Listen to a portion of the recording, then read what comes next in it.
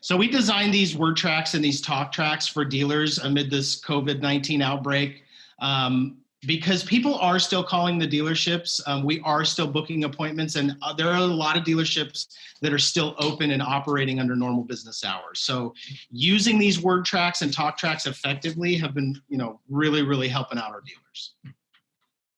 So what you want to do first is you want to empathize and reassure your customers. So Mr. and Mrs. Customer, I completely understand how you feel. A lot of people that I've been talking to have expressed the same concerns as you are.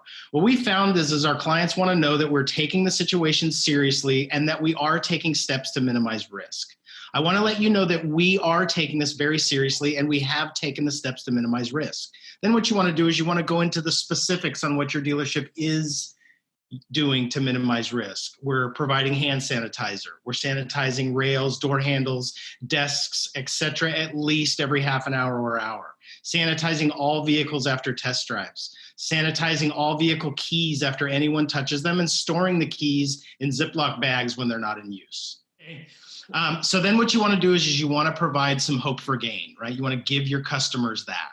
I probably shouldn't even be telling you this, Mr. and Mrs. Customer, but this is actually the perfect time for you to come in and buy a car. There hasn't been a lot of people here all week, and today is especially slow. That means right now you're in an unusual position. My management staff and ownership is under a lot of pressure to sell cars, and they're going to do everything that they can to make you happy. In fact, I don't think there's much that they wouldn't do to make you happy. So if you're looking for a great deal, this really isn't a better time than to come buy a car. So after you empathize and reassure the customer and list out those steps that we are doing to minimize risk, we offer up some hope for gain, like there's never a better time than right now to come in because we are under a lot of pressure to sell cars.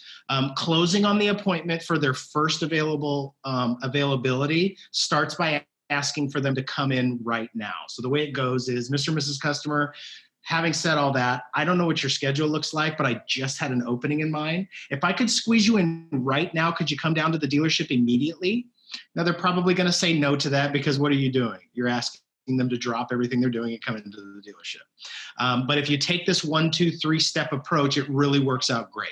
So I don't know what your schedule looks like. I just had an opening in mind. If I could squeeze you in right now, could you come down to the store immediately?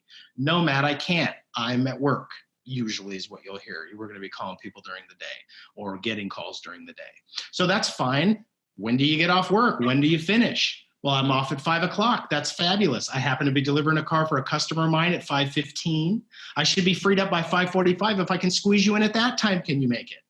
Now, you're going to get less no's than you did the first time, but you still might get a no, and then you just are prepared to say, that's fine.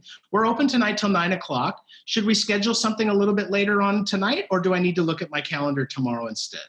What that will do is if you take that 1, 2, 3 step approach to asking for an appointment, it will either extract a legitimate objection from the customer, and then it just goes into a conversation and you guys will talk about really what is preventing you from coming in, or working a deal over the phone, or working the deal over the internet, or having us deliver a test drive or a demonstration and presentation to you. That 1, 2, 3 step approach, you will do one of two things. You will either extract a real objection or they will book an appointment.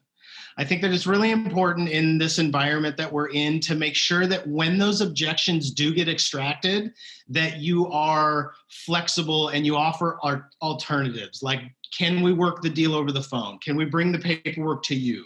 Can we bring the demonstration right to you? So being flexible with your management staff is going to be really key.